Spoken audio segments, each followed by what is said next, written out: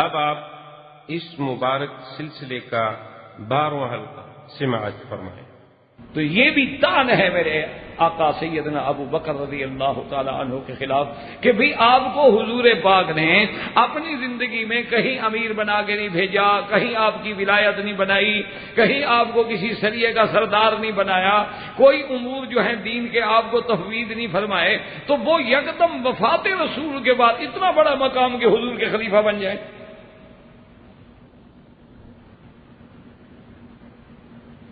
تو اب اس پہ غور کریں تو یہ بھی سراسر جھوٹ ہے جس کی کوئی حقیقت نہیں۔ سب سے بڑی بات تو یہ ہے کہ حضور صلی اللہ علیہ وسلم نے جس کو دین میں امیر بنا دیا ہو پھر دنیا کی کیا حیثیت ہے؟ ایک ٹھنڈی سی بات سے دین مقدم ہوتا ہے یا دنیا مقدم ہوتی ہے؟ دنیاوی امور تو کچھ بھی نہیں، اصل تو دین ہے۔ تو اسی لیے حضرت عبداللہ ابن مسعود رضی اللہ تعالی عنہ نے استدلال کیا تھا، اس کے بعد حضرت عمر رضی اللہ تعالی نے بھی استدلال کیا تھا۔ اسی لیے حضور نے فرمایا تھا کہ ما حدثکم ابن مسعود فصدقوہ، حضرت ابن مسعود جو بات کرے نا اس کو سچا سمجھو۔ حضرت عبداللہ ابن مسعود اتنا بڑا آدمی ہے کہ حضور نے فرمایا کہ جو وہ بات کرے اس کو سچا سمجھا کرو۔ تو محدثین نے یہی وہ نقطہ لکھا ہے کہ اصل اشارہ تھا خلافت ابی بکر کے پاس، کیونکہ اسی حدیث میں پہلا جو لفظ ہے وہ ہے کہ اقتدوا بالذین من بعد ابی بکر وعمر واہتدوا بہدیہم عمار، یعنی حدیث کے اول لفظ جو ہے اس میں یہی ہے کہ اقتدوا بالذین من بعد ابی بکر وعمر، میرے بعد اگر اقتدا کرنی ہے تو ابی بکر و عمر کی کرو، واہتدوا بہدی عمار، حضرت عمار کی سیرت اور طریقے کو اختیار کرو۔ اور اسی حدیث کے آخر میں ہے کہ ما حدثکم ابن ام عبد، ابن ام عبد سے مراد حضرت عبداللہ ابن مسعود رضی اللہ تعالیٰ عنہ فصدقوہ، اور جو بات عبداللہ ابن مسعود کریں حضرت عبداللہ ابن مسعود رضی اللہ تعالی عنہ کی بات کو سچا سمجھو، کیونکہ حضرت عبداللہ ابن مسعود نے یہی استدلال کیا تھا کہ من اختارہ رسول اللہ اماما لدیننا، اور ایک لفظ ہے من رضیہ لدیننا فاذن کیف لا نرضى فی دنیانا، جس کو اللہ کے نبی نے ہمارے دین کے لیے چن لیا، اپنے مصلی پہ کھڑا کر کے امام بنا دیا ہو، اس کو ہم اپنی دنیا کے معاملے میں امام کیسے نہ بنائیں؟ تو اللہ کے نبی نے پہلے اشارہ کر دیا تھا کہ جو عبداللہ ابن مسعود کہے اس کی بات کو سچا مان۔ تو اس سے بڑی بات کوئی ہے کہ اپنے مصلی پہ حضور کھڑا کر رہے ہیں، اور یہ اتنا بڑا مقام ہے کہ حضرت علی جیسا قریبی آدمی ابن عم رسول اللہ صلی اللہ علیہ وسلم، ہمارا تو حضرت علی پہ بھی ایمان ہے، اس کو بھی یہ مقام نہیں ملا کہ حضور نے اپنی زندگی میں مصلی پہ کھڑا کیا ہو۔ یہ مقام اگر ملا ہے تو صرف سیدنا ابی بکر رضی اللہ تعالی عنہ کو ملا۔ ایک نمبر دو کہ جب اپنا جنگ احد میں مسلمانوں کو ہزیمت ہو گئی، شکست ہو گئی، بہت بڑا ابتلا آ گیا، 70 صحابہ شہید ہو گئے، میرے محبوب دو جہاں کے دندان مبارک شہید ہو گئے، خود نے آپ کے رخسار مبارک کو شہید کر دیا، اتنا بڑا امتحان گزرا ہے۔ اس کے بعد جب قریش چلے گئے، واپس راستے میں پہنچے تو ایک مقام پہ جا کے انہوں نے پڑاؤ ڈالا، ذرا سانس لینے کے لیے بھی قافلہ تھکا ہوا ہے اور جنگ جیت کے بڑی خوشی میں جا رہے ہیں۔ تو وہاں جب قافلہ روکا تو رات کو غور کیا، ابو سفیان قیادت کر رہا ہے، انہوں نے کہا کہ ہم نے کیا کیا؟ انہوں نے کہا کیا مطلب؟ انہوں نے کہا مکہ شریف سے 450 کلومیٹر فوجیں لے کے ہم نے مدینے پہ چڑھائی کی، اچھا پھر مسلمانوں کو ہم غالب بھی آ گئے اور پھر چھوڑ کے واپس آ گئے مدینے شریف پہ، تو ہم نے قبضہ ہی نہیں کیا، فائدہ کیا ہوا جنگ کرنے کا؟ لے کیا جا رہے ہیں؟ اب ابو سفیان کو کہا اس نے کہا کیا کیا ہم نے کہا باقی رہ گیا، ان کے بندے مارے گئے، ہمارے بھی تو بدر میں مارے گئے۔ بات تو تب تھی کہ اتنی دور سے ہم اسی لیے گئے تھے کہ ہمیشہ کے لیے نعوذ باللہ اسلام کو ختم کر دیں، مدینہ منورہ پہ قبضہ کر دیں اور پورا ہمارا تسلط ہو جائے۔ وہ تو ہمارے خیال میں بھی نہیں، ہم تو خوشی کے ہمارے جیسے مسلمان بھیڑ کے واپس آ رہے ہیں، چلو دوبارہ حملہ کرو مدینے۔ حضور صلی اللہ علیہ وسلم کو خبر ملی کہ ابو سفیان جو ہے فلاں مقام پہ پڑاؤ ڈالے ہوئے ہے اور دوبارہ مدینے پہ حملہ کرنا چاہتا ہے، یعنی اس نازک مقام پر کہ مسلمانوں کو شکست ہو چکی ہے، سیدنا حمزہ جیسے بدل جلیل شہید ہو چکے ہیں، اس وقت جو دستہ بھیجا ہے حضور نے اس کا امیر حضرت ابو بکر کو بنایا۔ آپ نے فرمایا ابو بکر فوراً دستہ لے کے ابو سفیان کے مقابلے پہ نکلو، اور میں کمک لے کے آ رہا ہوں۔ تو اس وقت امیر اس مشکل مقام، بات دیکھیں کہ کتنا مقام ہے کہ فوجی شکست کھاتی، جب شکست ہوتا ہے آپ جانتے ہیں کہ پھر فوج کا مورال کتنا ڈاؤن ہو جاتا ہے، اور جب فتح ہو تو پھر کتنا اپ ہو جاتا ہے۔ تو اب اس حالت میں یعنی اگر وہ اس دور میں زخم کھانے کے بعد زخمی اور زخم خوردہ فوج کو لے کے ابو سفیان کا مقابلہ کر سکتا ہے تو ابو بکر، آپ نے فرمایا حضرت ابو بکر کو امیر بنا کے بھیجا۔ تو یہ کون کہتا ہے کہ حضرت ابو بکر کو آپ نے زندگی میں امیر نہیں بنایا؟ یہ تو آپ نے اپنی زندگی میں امیر بنایا۔ ایک نمبر 2 یاد رکھیں کہ جب اللہ نے حج فرض کر دیا، جب اللہ تبارک و تعالیٰ کے قرآن پاک میں فرضیت حج کے بارے میں احکام نازل ہو گئے، اور یہ سنہ 9 ہجری 9 ہجری میں، تو سب سے پہلے حضور صلی اللہ علیہ وسلم نے اپنی زندگی میں حج کا اگر امیر بنایا تو سیدنا ابو بکر کو بنایا۔ آپ نے فرمایا کہ ابو بکر تم امیر الحج ہو، تم صحابہ کا قافلہ لے کے حج پہ جاؤ اور حج کرو، اور اس کے بعد جو ہے سارے انتظامات مکمل کر لیں تاکہ اس کے بعد آنے والا سال جو ہے اس میں اللہ کے نبی حج کریں۔ اب رہی یہ بات کہ وہ یہاں سے استدلال پکڑتے ہیں کہ دیکھو جی چلو، وہ کہتے ہیں ہم مان لیں کہ حضرت علی حضرت ابو بکر بھی گئے تھے، لیکن اعلان برات تو علی نے کیا ہے، وہ تو ابو بکر نے نہیں کیا۔ اعلان برات عن المشرکین، یعنی شرک سے مشرکین سے برات کا جو اعلان ہے تو وہ تو حضرت علی نے کیا ہے۔ تو بات سمجھیے، ہمارا تو ایمان ہے جیسے سیدنا صدیق کے ہم غلام، اسی طرح حضرت حیدر کرار کے ہم غلام، حضرت علی المرتضیٰ کے ہم غلام۔ اصل بات یہ ہے کہ جب ابو بکر روانہ ہو گئے تو بعض علماء فرماتے ہیں کہ یہ آیات برات اتری بعد میں ہیں۔ تو اب جب آیات ہی بعد میں اتری ہیں، وہ تو حکم ہی بعد میں آیا ہے۔ ایک دوسری بات یہ ہے کہ اس دور میں زمانہ جاہلیت میں یہ قاعدہ تھا کہ جب کوئی معاہدہ کرنا ہو بڑا تو بادشاہ خود کرے، اگر معاہدے کے توڑنے کا اعلان کرنا ہے تو بادشاہ خود کرے، یا پھر نائب وہ ہو جو اس کا رشتہ دار بھی ہو۔ اگر رشتہ دار نہ ہو تو اس کی نیابت نہیں مانتے تھے زمانہ جاہلیت میں لوگ۔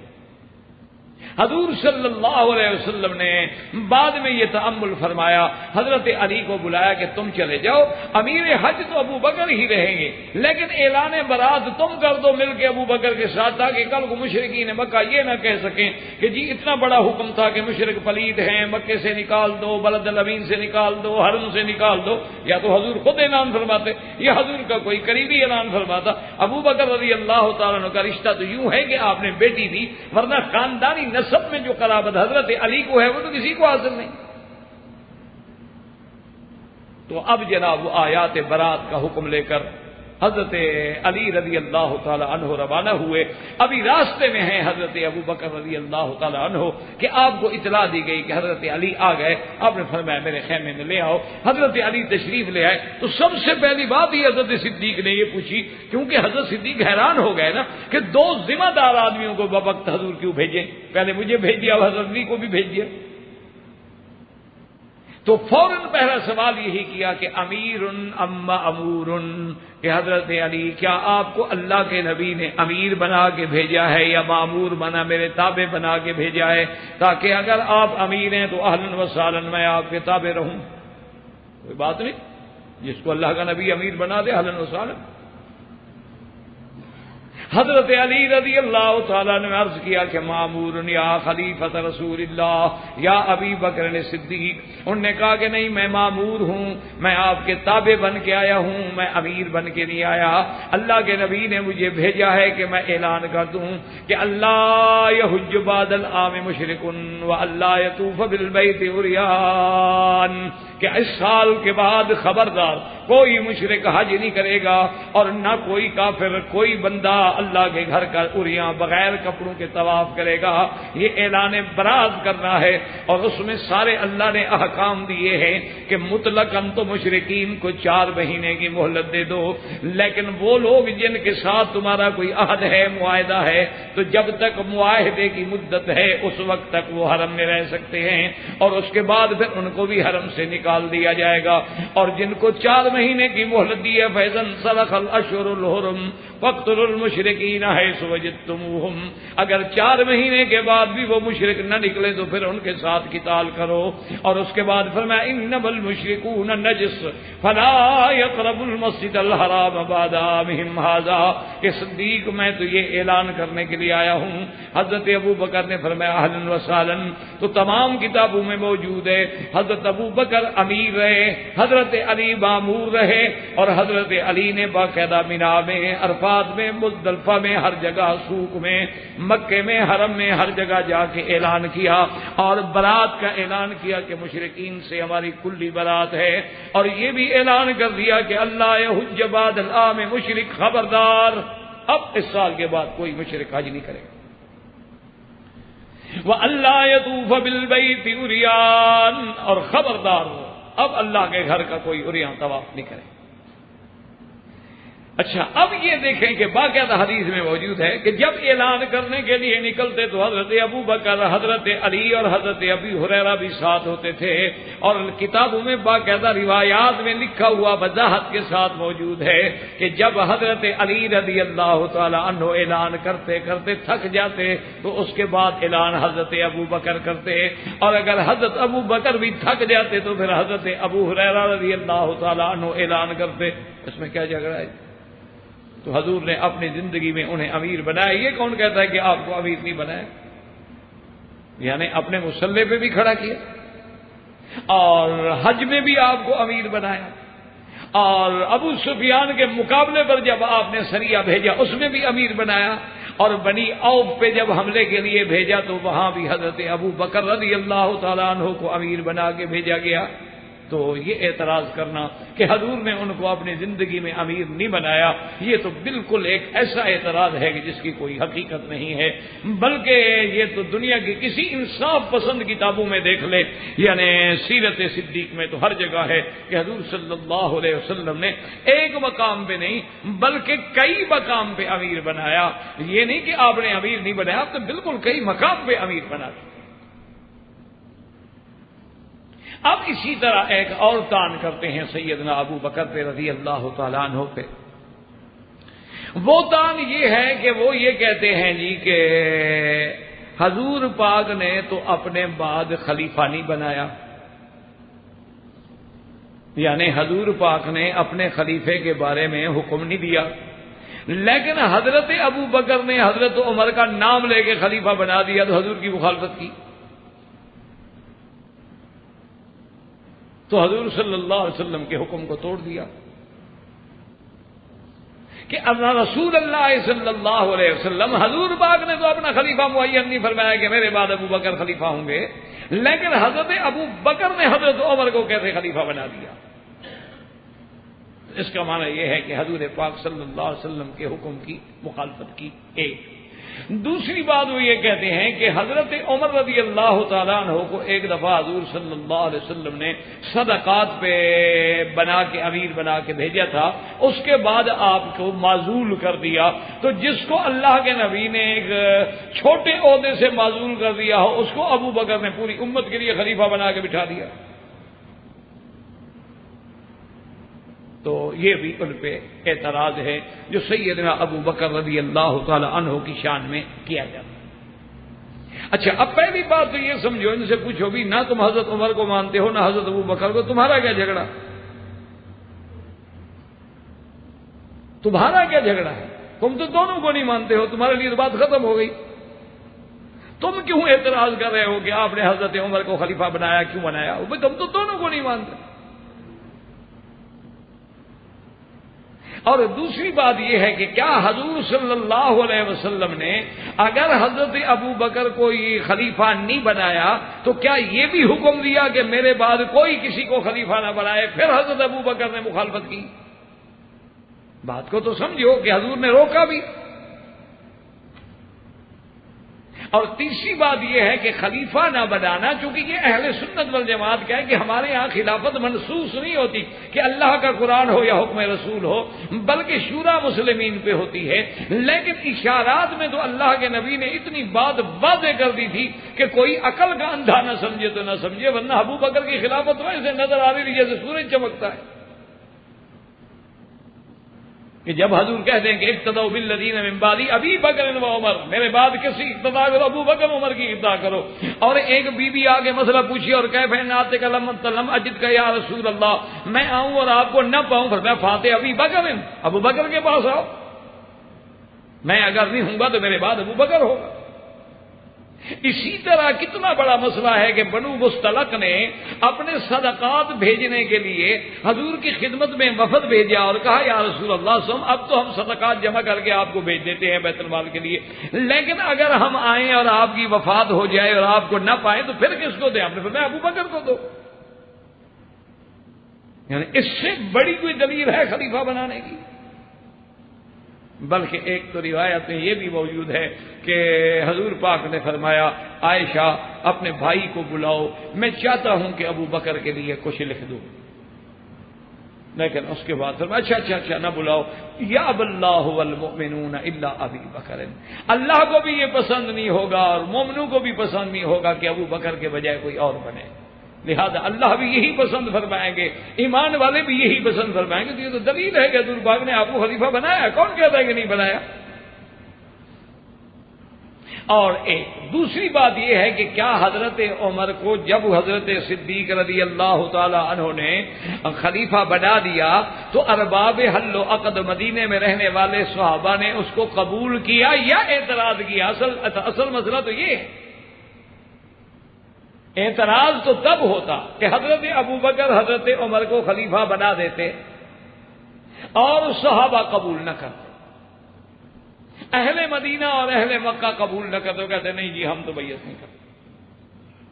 اگر حضرت صدیق رضی اللہ تعالی عنہ نے آپ کو چن لیا ہے، خلیفہ بنا دیا ہے، اور پھر سارے صحابہ نے بھی اس پہ اجماع کر لیا ہے، اتفاق کر لیا ہے، اور مہاجرین و انصار نے آپ کی بیعت کر لی ہے، اور پھر حضرت عمر کے زمانے میں اسلام کو اتنی طاقت پہنچی ہے کہ آج تک بھی دشمن اعتراف کرتا ہے کہ اگر دنیا میں ایک اور عمر پیدا ہو جاتا تو اسلام جو ہے پوری کائنات پہ پھیل جاتا۔ تو پھر جب امت نے اس کو قبول کر لیا تو حضرت ابو بکر پہ کیا اعتراض رہا؟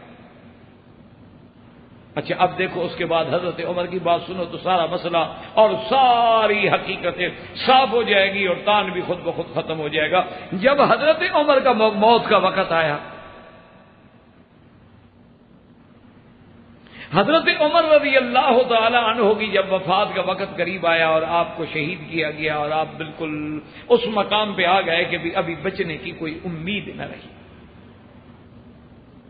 اس دور میں جو جراح تھے ان کو بلایا گیا تو انہوں نے کچھ پینے کے لیے حضرت ابو بکر رضی اللہ تعالی کو دودھ یا کوئی چیز دی تو وہ فوراً باہر آ گیا، تو ان جراحوں نے جواب دے دیا کہ اب بچنے کی کوئی امید نہیں ہے اور ہمارے پاس اتنے بڑے وسائل نہیں ہیں کہ ہم اتنا بڑا آپریشن کر کے ابھی سلائی کر دیں گے۔ حضرت عمر کو بھی یقین ہو گیا، تو اب دیکھیں گے حضرت عمر نے کیا فرمایا۔ آپ نے سارے صحابہ جو بڑے بڑے اجلہ الصحابہ ان کو بلایا، کہا کہ بات سنو، اگر میں کسی کو خلیفہ نامزد نہ کروں، معین نہ کروں، تب بھی میں حق پہ ہوں کہ اللہ کے نبی نے بھی نام لے کے کسی کو حکم نہیں دیا۔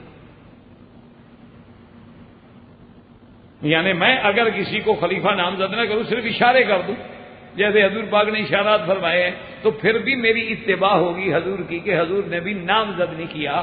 اور اگر میں کسی کو خلیفہ نامزد کر دوں پھر بھی میں حق پہ ہوں کہ حضرت صدیق نے مجھے نامزد کیا تھا، تو حضرت صدیق کی سنت بھی تو حضور کی سنت ہے۔ یعنی حضرت عمر کہہ رہے ہیں کہ اگر میں کہہ دوں کہ جی فلاں کو خلیفہ بناؤ تب بھی سنت ہوگی، اس لیے کہ حضرت ابو بکر نے بھی تو مجھے نامزد کر دیا تھا، اور اگر میں چھوڑ دوں تو تب بھی میں سنت پہ ہوں۔ کیوں؟ اسلام ہمیں پابند نہیں کرتا ہے کہ لازماً ہم حکم دے کہ نص کے ساتھ کسی کو خلیفہ بنائیں، تو دونوں حالتیں جو ہیں وہ سنت کے مطابق ہیں، تو جب دونوں حالتیں سنت کے مطابق ہیں تو حضرت ابو بکر پہ کیا اعتراض ہے؟ اچھا، اس کے بعد آپ نے فرمایا کہ اچھا میں یہ کرتا ہوں کہ 6 آدمی کی شورا بنا دیتا ہوں، ایک کمیٹی بنا دیتا ہوں، اس میں میرا بیٹا بھی شامل ہوگا، لیکن یہ شرط ہے کہ میرا بیٹا رائے تو دے گا لیکن خلیفہ نہیں بنے گا۔ اس 6 آدمیوں کی کمیٹی نے پھر سارا انتظام سوچا، اور اللہ کی شان بھی یہی تھی اور اللہ کا فیصلہ بھی یہی تھا، اور تقدیر میں نمبر بھی اسی طرح لگے ہوئے تھے کہ عمر کے بعد عثمان نے آنا ہے، تو سب نے حضرت عثمان پہ اتفاق کر لیا۔ تو یہ اعتراض کرنا حضرت ابو بکر رضی اللہ تعالیٰ عنہ پر، یہ تو عجیب اعتراض ہے، یعنی جس کی کوئی حقیقت بھی نہ ہو، بلا وجہ تان کر رہا ہے سیدنا ابو بکر رضی اللہ تعالیٰ عنہ، جس کا کوئی حقیقت نہ ہو اور کوئی شرط نہ ہو۔ اور اس کے بعد جو انہوں نے اعتراض کیا ہے وہ اس سے بھی نعوذ باللہ کمزور ہے، لیکن بس لوگوں کے اذہان کو خراب کرنے کے لیے وہ اصحاب رسول پہ تان کرتے ہیں، اور یہ سچی بات یہ ہے کہ امت میں بڑی بدقسمتی ہے ان لوگوں کی جو اصحاب رسول کے دشمن بن گئے یا اہل بیت رسول کے دشمن بن گئے۔ کوئی حد سے نکل کے اصحاب رسول کی محبت میں آ کے اہل بیت کو چھوڑ بیٹھا، کوئی اہل بیت کی محبت میں غلب کر کے اصحاب رسول کا دامن چھوڑ بیٹھا، اور اسی طرح جو بعد میں لوگ آئے ہیں، کوئی جناب محبت میں آگے اتنے آگے بڑھے ہیں کہ انہوں نے تمام قرآن و سنت کو بھی چھوڑ دیا رجال کے لیے، اور بعض اتنی بغض میں آئے کہ ان نے ائمہ اربعہ اور ائمہ فقہا کی شان میں ایسی باتیں کی جو اللہ کو قبول نہیں، انسانوں کو بھی قبول نہیں، نہ عقل کو قبول ہے نہ شرع کو قبول ہے۔ یہ ہماری بدقسمتی ہے۔ اللہ اس امت کو پھر اتفاق، اتحاد اور پیار و محبت میں اور حق کے راستے پہ چلنے کی توفیق عطا فرمائے۔ تو یہ اعتراض تو کوئی حقیقت ہی نہیں رکھتے۔ اچھا، کیا اعتراض ہے؟ تان کیا ہے؟ وہ کہتے ہیں جی بات یہ ہے کہ تان ان کا یہ ہے کہ حضرت ابو بکر صدیق رضی اللہ تعالی عنہ نے غار والی رات جب ساتھ گئے تھے تو حضور صلی اللہ علیہ وسلم بھی ساتھ تھے، اور جب آپ کو یہ یقین ہو گیا کہ قریش مکہ جو ہیں وہ بالکل عین پہاڑ کے اوپر اور عین غار کے اوپر پہنچ گئے ہیں، تو حضرت ابو بکر نے رونا شروع کیا اور شور مچانا شروع کیا۔ بظاہر تو وہ رو رہے تھے لیکن مقصد یہ تھا کہ اوپر والے سن لیں اور حضور کو پکڑیں۔ اسی لیے پھر وحی آئی اور اللہ نے قرآن بھیجا اور حضور پاک نے تسلی دی اور بڑی مشکل سے ابو بکر کو چپ کرایا، ورنہ ابو بکر تو وہیں پکڑوانا چاہتا۔ تو ایمان سے کہیں، کوئی عقل کی بات، انا للہ و انا الیہ راجعون۔ جب دشمنی میں آ جائے نا جی، پھر آدمی کو کوئی بات حقیقت نظر نہیں آتی۔ پھر انسان کے لیے جیسے دیکھو نا جی، آپ سرخ شیشے کی اینک پہن لیں، سارا ملک آپ کو سرخ نظر آئے گا، حالانکہ ملک سرخ نہیں ہوتا۔ پھر آپ سبز اینک، سبز شیشہ لگا لیں، ساری دنیا آپ کو سبز نظر آئے گی۔ اصل بات یہ ہے کہ نعوذ باللہ جب بغض کی اینک لگ جاتی ہے، بغض صحابہ کی، تو پھر ایک ایک چھوٹی چھوٹی سی بات پر بھی اشارہ کریں۔ کیوں؟ جب ضد ہو اس کا کیا علاج؟ اب دیکھیں نا جی، تمام ائمہ ثلاثہ کے لوگ، بلکہ امام مالک رحمۃ اللہ علیہ کے قول راجح جو ہے وہ بھی ہاتھ باندھ کے نماز پڑھنے کا ہے۔ یہ ٹھیک ہے کہ حدیث مبارک میں یہ موجود ہے کہ ہاتھ سینے پہ باندھے جائیں، ہاتھ ناف پہ باندھے جائیں، یا ہاتھ تحت السرہ، ناف سے بھی نیچے باندھے جائیں، سب روایات موجود ہیں الحمدللہ، آمنا وصدقنا علی قول رسول اللہ صلی اللہ علیہ وسلم۔ لیکن جناب یہ ہے کہ پتہ ہے اب اس پر بھی جو اعتراض کرنا تھا تو اعداء رسول اور صحابہ سے دشمنی رکھنے والے، اہل سنت والجماعت سے بغض رکھنے والے، وہ پتہ ہے کیا کہتے ہیں؟ وہ ان کے ایک مولوی کی تقریر تھی، وہ پنجابی زبان بولتا تھا، پنجابی آپ کے انڈیا میں پنجاب ہے، ہمارے یہاں بھی پنجاب ہے، پنجابی بولتا تھا، تو وہ لوگوں کو تقریر میں کہتا تھا کہ دیکھو یہ پتہ ہے اہل سنت ہاتھ کیوں باندھتے؟ وہ کہتا ہے یہ کہتے ہیں کہ سب کو جی چھڈنا پر پیٹ نہیں چھڈنا۔ یہ بھی اعتراض ہو گیا۔ بھائی اعتراض جو کرنا ہے انہوں نے کہا یہ تو یہ کہہ رہے ہیں کہ یہ ہاتھ اس لیے نہیں چھوڑتے نا، وہ اب پیٹ کیسے چھوڑیں، بیچارے پیٹ نہیں چھوڑ سکتے، یہ پیٹ کو پکڑے ہوئے۔ جب اعتراض میرے بھائی کرنا ہو تو ایک ہی بات کو اعتراض بنایا جا سکتا ہے، اسی بات میں حسن ہو سکتا ہے، اسی بات میں نعوذ باللہ ذم ہو سکتا ہے۔ اچھا، بعض لوگوں نے اتنا بڑا الزام لگا دیا کہ اللہ معاف کرے کہ حنفی حضرات جو تحت السرہ یعنی سرہ کے نیچے جو ہاتھ باندھتے ہیں، ناف کے یعنی نیچے ہاتھ باندھتے ہیں، انہوں نے کہا اصل بات یہ تھی کہ ہارون الرشید بادشاہ نماز پڑھ رہا تھا، نماز پڑھنے میں اس کا زاربند کھل گیا تو اس بیچارے نے ہاتھ نیچے پکڑا تو امام ابو یوسف جو تھے انہوں نے اس دن سے مسئلہ بنا دیا کہ نیچے ہاتھ باندھا کرو۔ انا للہ و انا الیہ راجعون۔ اب اس اتنی یعنی کوئی ذرا سا عقل رکھنے والا آدمی یہ بات کہہ سکتا ہے کہ حدیث رسول پہ طنز کر رہے ابو یوسف پہ نہیں ہو رہی، تحت السرہ کا حکم تو حدیثوں میں موجود ہے۔ اور پھر یہ بھی دیکھو کہ حدیث کا یہ حکم حضور نے کب دیا اور ابو یوسف کب پیدا ہوئے۔ امام ابو یوسف رحمۃ اللہ علیہ کا سن پیدائش دیکھو، اور حضور نے جب یہ حکم دیا ہاتھ باندھنے کا، نماز سکھلائی، یہ کب کی بات ہے؟ اتنے عرصے کے بعد ایک بادشاہ کے شلوار باندھنے کے لیے امام صاحب نے مسئلہ بدل دیا۔ انا للہ و انا الیہ راجعون۔ اللہ تبارک و تعالی سے دعا ہے کہ اللہ انہیں بھی اور ہمیں بھی صراط مستقیم اور حق پہ چلنے کی توفیق عطا فرمائے، اور اللہ تو اس لیے میرے کہنے کا مقصد تھا کہ یہ الزام ایسے لگائے جاتے ہیں۔ اچھا، اسی کو دیکھ لو کہ جی حضرت ابو بکر صدیق نے شور مچا دیا، رونے لگ گئے۔ کیوں رونے لگ گئے؟ وہ کہتے جی غم کوئی نہیں تھا، وہ چاہتے تھے کہ قریش جو ہیں کسی بہانے میں آواز سن لیں گے اور حضور سمجھیں گے کہ میں آپ کے غم میں رو رہا ہوں، اور دشمن جب آواز سنیں گے تو حضور کو پکڑ لیں گے۔ اچھا، اب اسی اعتراض کو سامنے رکھ کے ایمان سے کہیں کہ 1400 سال گزر گئے ہیں، وہ قریش نے تو سنا نہیں جو اوپر کھڑے تھے، جو غار کے اوپر کھڑے تھے، انہوں نے تو ابو بکر کا رونا یا فریاد یا نعوذ باللہ شور نہیں سنا۔ یہ 1400 سال کے بعد ہمارے ملک والوں نے کیسے سن لیا؟ یہ تو بالکل وہی بات ہوئی کہ ایک دفعہ وائسرائے ہند جو تھے، اس وقت زمانے میں انگریز تھے، انگریز کا زمانہ تھا، اس کی حکومت تھی، تو اس نے جو گورنر بنا کے پنجاب میں صوبہ پنجاب کے لیے بھیجے گئے، تو وہ خدا کی شان ہے، اللہ کی مرضی، ایسی اتفاق ایسا ہوا کہ وہ جب لاہور میں اترے، اس زمانے میں ہوائی جہاز بہت کم ہوتے تھے، ریلوے زیادہ استعمال ہوتی تھی، ریلوے اسٹیشن پہ اترے تو وہ عین 10 محرم کا دن تھا، اور آگے جناب جلوس ہیں اور لوگ چاقو مار رہے ہیں اور مٹی ڈال رہے ہیں سر پہ، اور کالے کپڑے پہنے ہوئے ہیں اور سینے کو بھی کر رہے ہیں، اور جناب ماتم کی فضا بنی ہوئی ہے۔ اس نے جو دیکھا وہ سمجھا کہ یہ عوام مجھ سے ناراض ہیں اور کہتے ہیں کہ ہمیں یہ گورنر نہیں چاہیے، اس کو واپس بھیجو۔ اس نے وہ کھڑا ہو گیا، بیچارہ دنگ ہو گیا، انگریز اس کو کیا پتا کیا بلا ہے ماتم کیا ہوتا ہے، وہ کھڑا ہو گیا۔ اس نے اپنے ADC سے کہا کہ یہ تمہارا لوگ کیا مانگتا، ہم کو نہ مانگتا۔ انہوں نے آخا جناب یہ مانگتا کا بات نہیں ہے، یہ ہمارا اپنا مسئلہ ہے۔ اس نے کہا وہ کیا مسئلہ ہے؟ اس نے کہا ان کا ہیرو ہے، بہت بڑا ہیرو، عظیم ہیرو گزرا ہے، وہ فوت ہو گئے، شہید ہو گئے، اس کے غم میں یہ ماتم کر رہے ہیں۔ اس نے کہا وہ کب شہید ہوا؟ کب؟ ابھی 2-4 روز کی بات ہے۔ انہوں نے کہا نہیں یار تم تو بالکل کودن ہو، بے وقوف، وہ حضرت حسین شہید ہوئے تھے کربلا میں، اور اس کے بعد جو ہے وہ عظیم ہیرو تھے، نواسہ رسول تھے، ان کی اتنی بڑی شان تھی، اور ان کے غم میں یہ ماتم کرتے ہیں اور اس کا ڈے مناتے ہیں۔ اس نے کہا اچھا، جتنے 1200 سال پہلے جو آدمی شہید ہو گیا، یہ قوم آج ان کو آج اطلاع ملی ہے، اتنا بہت ڈیلے ہو گئی بھائی۔ اور اس نے کہا بے وقوف، آج اطلاع نہیں ملی ہے، ان کو اطلاع بہت پہلے سے ہے، یہ ہر سال ایسا کرتے ہیں۔ تو اس نے کہا جو قوم اس قسم کی ہو نا وہ پھر کبھی ترقی نہیں کر سکتی، جو اتنے عرصے کے بعد اپنے ہیرو کو رو رہے ہیں، یہ کیا مطلب ہے؟ انہوں نے کہا یہ کیسی قوم ہے کہ ان کو اطلاع بھی مل گئی اور ہر سال یہ روتے رہتے ہیں؟ بھائی تمہارے رونے کا جو ہمیں پتہ لگ گیا ہے تو آخر حضرت ابو بکر صدیق کے رونے کا لوگ کیسے پتہ نہیں لگا قریش کو؟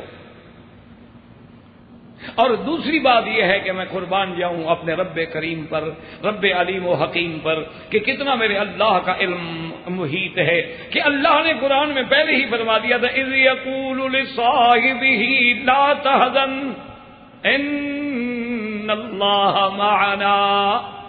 اللہ نے فرما دیا میرا مدنی اپنے ساتھی سے کہہ دو کہ غم نہ کرے، لا تحزن، لا تحزن کا معنی ہی یہ ہے کہ انہیں حضور کا غم تھا، اپنا کوئی خوف نہیں تھا، اپنا ڈر ہی نہیں تھا، ورنہ اللہ کہتے ہیں ان کو کہو لا تخف، مت ڈرو۔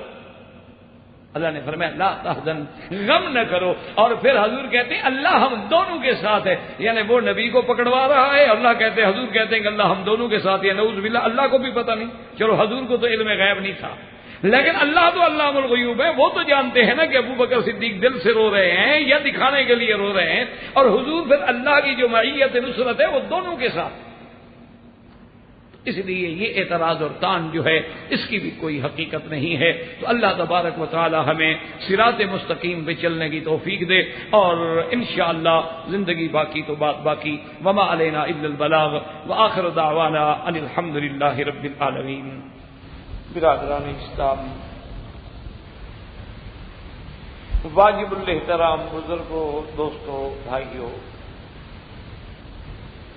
اللہ تبارک و تعالیٰ کے فضل و کرم سے خلفاء راشدین کی منقبت و عظمت، اصحاب رسول کی صداقت و حقانیت، مسئلہ خلافت، اور اسی ضمن میں سب سے پہلا مقام جو اللہ نے یار غار سیدنا ابی بکر صدیق کو عطا فرمایا، اس میں مناقب سیدنا ابی بکر صدیق رضی اللہ تعالیٰ عنہ، اور اس کے بعد آخر باب میں متائن کا ذکر کہ جو لوگ سیدنا ابی بکر رضی اللہ تعالیٰ عنہ پہ طعن کرتے ہیں یا اعتراض کرتے ہیں، تاکہ اہل سنت والجماعت کے لوگوں کے ذہن میں شکوک و شبہات پیدا کیے جائے، اور یہ ہر باطل فرقے کا کام ہی یہی ہوتا ہے دراصل۔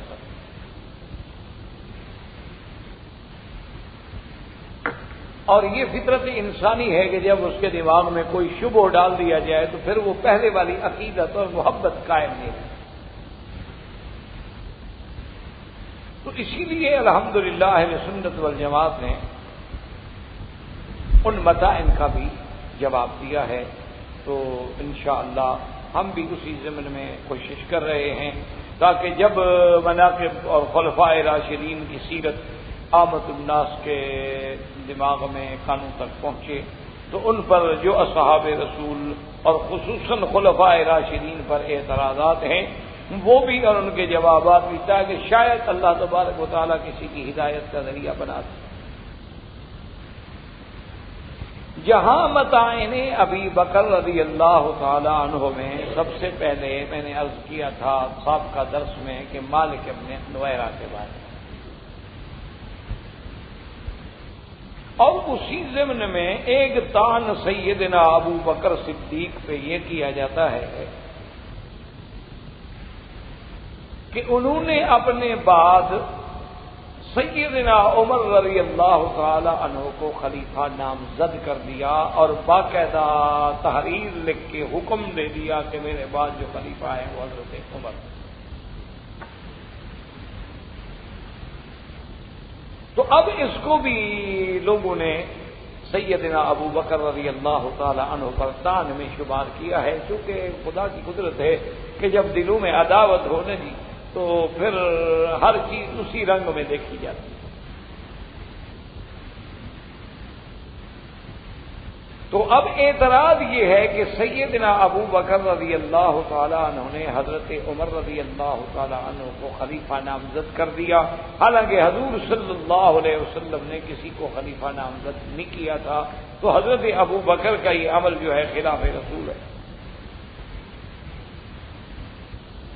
کہ جب حضور صلی اللہ علیہ وسلم نے خلافت کی تعیین میں نام نہیں دیا تو حضرت ابو بکر صدیق رضی اللہ تعالیٰ عنہ نے حضور کی مخالفت کرتے ہوئے ایک ایسا حکم جاری کیا جو حضور نے جاری نہیں کیا، اور وہ پھر حکم بھی تحریری جاری فرما دیا۔ تو معنی یہ ہے کہ یہ مخالفت رسول ہے، اور جو خلیفہ مخالفت رسول کا مرتکب ہو جائے وہ خلافت کے مقام کا حقدار کیسے ہو؟ تو یہ اعتراض ہے، اس کو سمجھ لیں۔ اللہ تبارک و تعالی ہمیں بھی اور انہیں بھی ہدایت کی توفیق عطا فرمائے۔ پہلی چیز تو یہ ہے کہ ایک بات دماغ میں رکھ لیں کہ اللہ کے نبی نے کسی کو خلیفہ متعین نہیں فرمایا، لیکن اشارات، کنایات، بظاہر جو احکامات حضور صلی اللہ علیہ وسلم کا معاملہ جو ہے وہ تو صاف دلیل ہے اس بات پہ کہ آپ اپنے بعد ابی بکر، عمر، عثمان کو اسی طرح ترجیح دیتے تھے، یعنی حضور نے تعیین نہیں فرمائی۔ لیکن یہ تو تمام روایات میں موجود ہے نا کہ بن المسترق والوں نے پوچھا کہ اگر آپ کے بعد یا رسول اللہ صلی اللہ علیہ وسلم آپ کی وفات کے بعد ہم نے اموال زکوٰۃ اور صدقات جمع کرانے ہوں تو کس کے پاس ہے؟ آپ نے فرمایا ابو بکر کے پاس۔ انہوں نے کہا حضور اگر حضرت ابو بکر نہ ہوں تو آپ نے فرمایا عمر کے پاس۔ تو یہ اشارات تو حضور کے فرمان میں موجود ہے۔ اسی طرح حضور صلی اللہ علیہ وسلم کے فرمان میں تو اتنی صراحت بھی موجود ہے کہ فاقتدوا بالذین من بعد ابی بکر و عمر، اور اسی طرح حضور صلی اللہ علیہ وسلم کی روایت میں اور عمل میں موجود ہے کہ جب مجلس بیٹھی ہوتی تو صحابہ کہتے ہیں کہ کانا ینظران الیہ، صرف ابو بکر عمر تھے جو حضور کے چہرے کی طرف نظر اٹھا کے دیکھتے تھے، وکانا ینظر الیہما، اور حضور بھی ان کی طرف دیکھتے تھے۔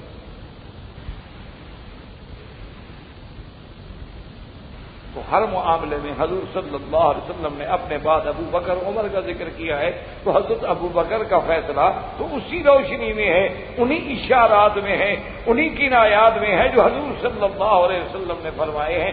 باقی زیادہ سے زیادہ اعتراض یہ ہو سکتا ہے کہ بندہ تو ٹھیک تھا لیکن نام نہیں لینا چاہیے تھا، تو حضور نے نام لینے سے منع بھی تو نہیں فرمایا۔ یعنی اگر حضور صلی اللہ علیہ وسلم نے یہ فرما دیا ہوتا بھی خلافت کے معاملے میں کسی کو کسی کا نامزد کرنے کا اختیار نہیں ہے، اور پھر حضرت ابو بکر صدیق کرتے تو مخالفت ہوگی۔ یعنی حضور نے یہ حکم بھی تو نہیں فرمایا۔ تو اس لیے ایسی باتوں کو اعتراض کرنا اور اگر نامزد کرنا اتنا بڑا جرم ہے کہ ابو بکر کی خلافت پہ اعتراض ہے، تو حضرت علی رضی اللہ تعالی عنہ نے تو خود حضرت امام حسن کو نامزد کیا ہے۔ حضرت علی رضی اللہ تعالی عنہ نے اپنے بعد جو خلافت ہے اس کے لیے حضرت امام حسن کو نامزد کیا ہے، تو اگر حضرت علی کی خلافت کو نقصان نہیں پہنچتا نامزد کرنے سے، تو ابو بکر کی خلافت کو نقصان کیوں پہنچتا ہے؟ تو اس لیے یہ اعتراض بھی ایک ایسا محض اعتراض ہے کہ لوگوں کے دماغ میں کوئی نہ کوئی بات تو ڈالی جائے، ورنہ اس کی کوئی حقیقت نہیں۔ اسی طرح ایک اعتراض سیدنا ابو بکر رضی اللہ تعالی عنہ پر یہ کیا جاتا ہے کہ آپ نے فرمایا تھا کہ الا ان الشیطان یعترینی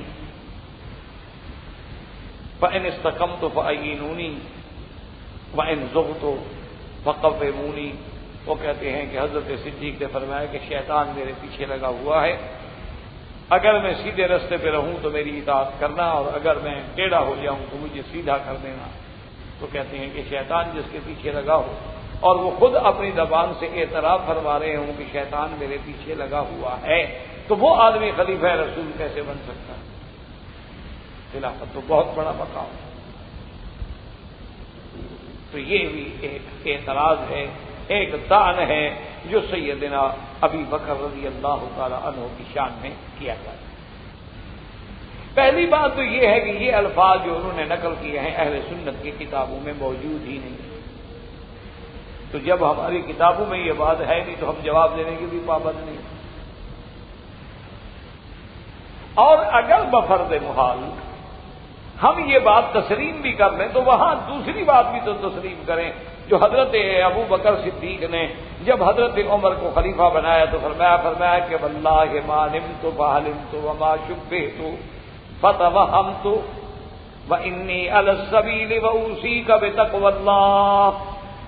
حضرت صدیق نے فرمایا کہ عمر اللہ کی قسم ہے مجھے کبھی ایسا نہیں ہوا کہ میں سو جاؤں اور کوئی غلط خواب یا پریشان قسم کے خواب دیکھوں یا کسی شبوں میں پڑ جاؤں اور پھر وہم کا شکار ہو جاؤں، نہیں، بلکہ میں سیدھے راستے پہ ہوں، انی علی السبیل، میں تو بالکل صراط۔ اور تمہیں بھی یہی نصیحت کرتا ہوں کہ اللہ کا ڈر اختیار کرنا، مقام تقوی اختیار کرنا۔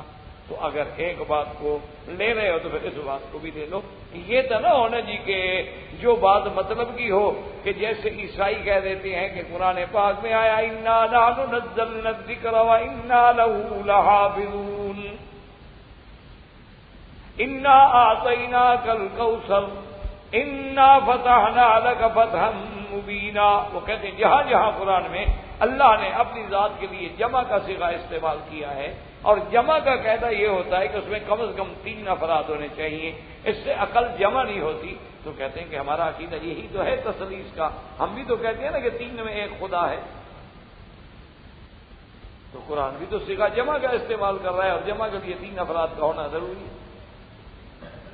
تو وہ اس آیت کو تو دیکھ لیتی ہیں، لیکن قل هو اللہ احد کی آیت ان کو نظر نہیں آتی، الہکم الہ واحد کی آیت ان کو نظر نہیں آتی، ولا یشرک بعبادت ربہ احد کی آیت ان کو نظر نہیں آتی، اللہ الصمد لم یلد ولم یولد ولم یکن لہ کفوا احد، یہ سارا قرآن ان کو نظر نہیں آتا، صرف ایک جمع کا ضمیر مل گیا ہے تو اس سے دلیل پکڑ ہے۔ حالانکہ قاعدہ یہ ہے میرے عزیز کہ کبھی کبھی صیغہ جمع جو ہے وہ اظہار عظمت کے لیے بولا جاتا ہے۔ یعنی اب بھی دیکھیں گے دنیا میں بادشاہ جب کوئی آرڈر کریں گے تو یہ نہیں لکھتے کہ میں نے، وہ کہیں گے ہم نے یہ آرڈر کیا، صیغہ جمع کا استعمال۔ تو کبھی کبھی عظمت کے لیے بھی صیغہ جمع جو ہے استعمال کیا جاتا ہے۔ تو اس لیے یہ تو نہ ہو کہ ایک بات کو آپ لے لیں اور دوسری بات کو آپ نہ لیں۔ اچھا، دوسری بات یہ ہے کہ اگر ہم یہ مان بھی لیں تو وہ تو حدیث رسول ہے، حضور نے فرمایا ما منکم من احد الا وقد وکل به قرینہ، حضور نے فرمایا تم میں سے کوئی ایک بندہ بھی نہیں مگر اس کے ساتھ اس کا قرین شیطان لگا ہوا ہے، کہ ہر بندہ جو ہے اس کے ساتھ شیطان، وہ تو دنیا میں کوئی بندہ ہے ہی نہیں جس کے ساتھ قرین نہ ہو۔ حتیٰ کہ صحابہ نے پوچھا کہ وَأَنْتَ یا رسول اللہ، حضور آپ کے ساتھ بھی وہ شیطان ہے؟ آپ نے فرمایا ہے، لیکن اللہ نے مجھے اس سے محفوظ کر دیا۔ اور ایک روایت میں آتا ہے کہ اسلم معنی یہ ہے کہ وہ خود بھی مسلمان ہو گیا، اور ایک بات میں آتا ہے کہ اسلم معنی اللہ نے مجھے محفوظ کر دیا ہے کہ میرے اوپر وہ حملہ نہیں کر سکتا، مجھے نہیں دھوکہ دے سکتا، کیونکہ اللہ نے فرما دیا ہے کہ ان عبادی لیس لک علیہم سلطان، جو میرے بندے ہیں ان پہ تیرا زور بھی چلے۔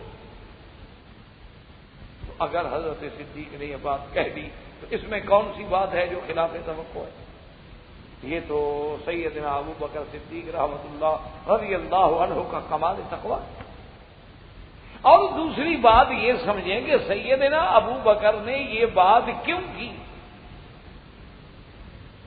جو اس میں باریکی ہے اس پر تو مخالف کی نظر نہیں جاتی نا۔ اصل بات یہ ہے کہ حضور سیدنا ابی بکر خلیفہ بنے ہیں، حضور کے بعد خلافت بلا فصل جو ہے وہ سیدنا ابو بکر کو ملی ہے۔ آپ سے پہلا زمانہ جو ہے وہ حضور کا زمانہ ہے، اور نبی کا تو مقام یہ ہوتا ہے کہ وہ جو بات کہیں جب کہیں، دن میں، رات میں، حضر میں، سفر میں، وہ تو اللہ کا وحی ہے، وہ تو ماننی ہی ماننی، کیونکہ اللہ کے نبی تو معصوم ہے، پاک،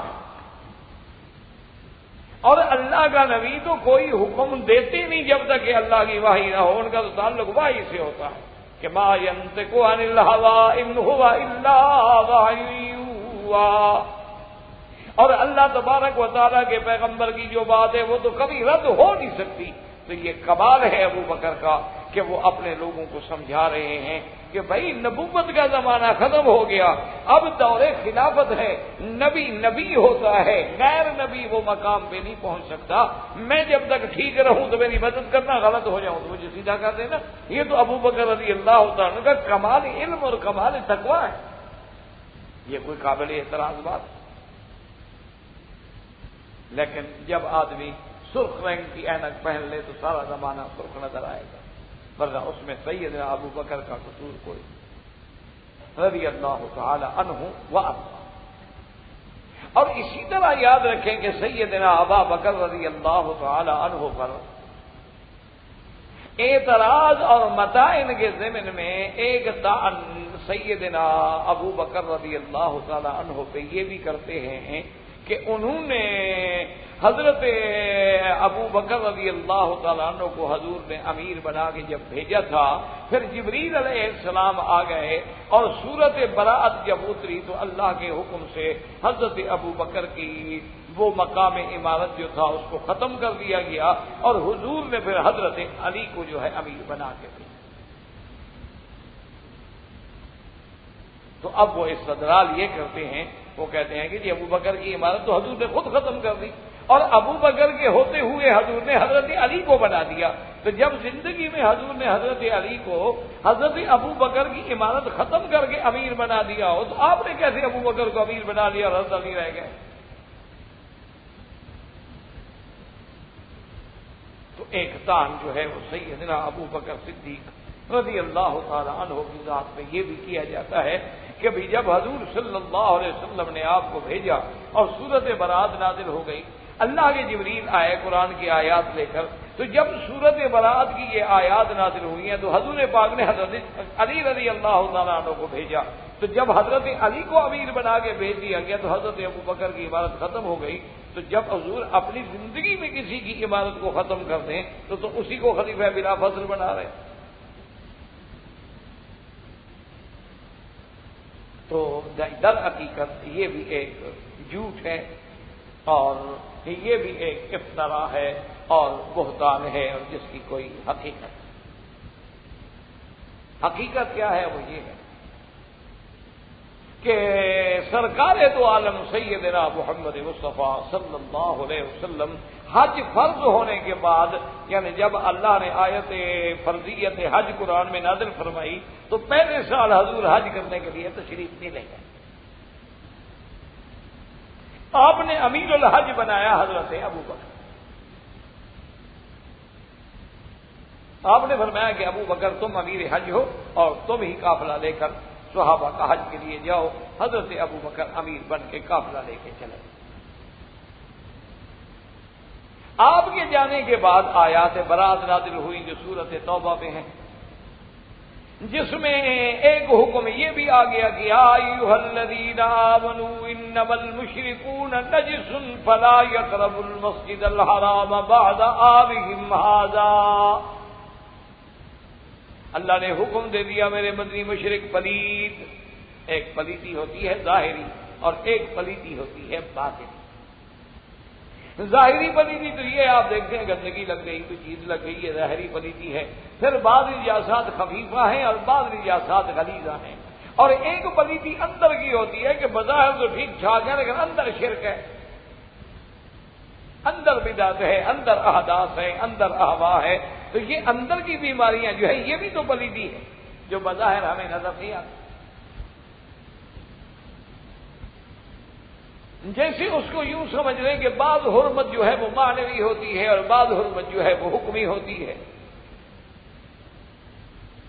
لیکن دونوں کی حرمتوں میں فرق ہوتا۔ کبھی ایک چیز حرام کی جاتی ہے اس کی عظمت کے لیے کہ آپ دیکھیں نا انسان کا گوشت کھانا حرام اور خنزیر کا گوشت کھانا بھی حرام ہے۔ اب کوئی بے وقوف کہے کہ دونوں برابر ہیں تو اس کا کیا علاج ہے؟ وہ کہے جی وہ بھی حرام وہ بھی حرام، حالانکہ آسمان و زمین کا فرق کہ اللہ نے انسان کے گوشت کو کیوں حرام قرار دیا کہ اس کی عزت و عظمت کے لیے، ورنہ لوگ تو ایک دوسرے کا گوشت کاٹ کے کھا جاتے۔ اور ان جہاں خنزیر کا گوشت کیوں حرام ہے کہ اس میں نجاست ہے، پلیدی ہے، اس میں حتیٰ کہ اللہ معاف کرے اتنی بدبو ہے کہ آدمی برداشت نہیں کرتا، یعنی کسی مکان میں وہ پک رہا ہو تو اتنی بدبو ہوتی ہے کہ آپ اس مکان سے بھی نہیں گزر سکتے۔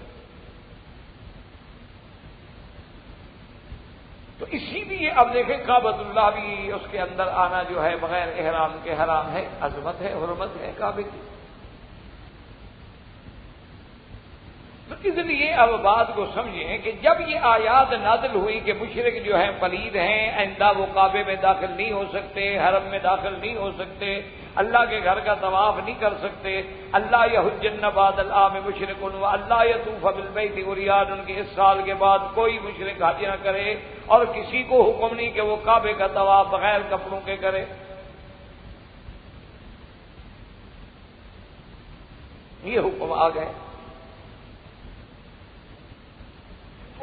اس دور میں قاعدہ یہ تھا کہ جب کوئی معاہدہ کرنا ہو یا کسی معاہدے کو توڑنا ہو، یعنی فسخ کرنا ہو، اعلان کرنا ہو کہ بھی آپ کا ہمارا معاہدہ ختم ہے، تو قاعدہ یہ تھا اس دور میں کہ یا تو بادشاہ خود کرے یا اس کا کوئی قریبی رشتہ دار کرے، ورنہ وہ نہیں مانتے۔ ایک رواج تھا دنیا میں۔ تو اللہ تبارک و تعالیٰ کے نبی نے جب یہ آیات اتری تو حضرت علی رضی اللہ تعالیٰ عنہ کو فرمایا کہ یہ آیات لے کر جاؤ اور تم حضرت ابو بکر صدیق کے ساتھ رہو، اور مکے میں، مینا میں، عرفات میں، مزدلفہ میں، اسواق میں، بازاروں میں، ہر جگہ یہ اعلان کرنا ہے کہ اللہ یطوفا بادل اللہ یحج بعد العام مشرک و اللہ یطوف بالبیت عریان، کہ مشرکین کا داخلہ اب حرم سے ہمیشہ کے لیے ختم۔ اب حضرت علی رضی اللہ تعالی عنہ یہ حکم لے کے آئے تو حضرت ابو بکر راستے میں ہیں، اور جب آ کے خیمے میں ملاقات ہوئی تو حضرت صدیق نے پہلی بات یہی پوچھی، کیونکہ حضرت علی بھی تو ایک عظیم شخصیت ہے نا، ان کا پیچھے آنا کوئی معمولی سی بات تو نہیں تھی نا۔ پوچھا کہ امیر ام معمور، ان کے حضرت علی آپ امیر بنا کے بھیجے گئے ہیں یا معمور بنا کے بھیجے گئے ہیں؟ اگر آپ امیر ہیں تو اہلا وسہلا۔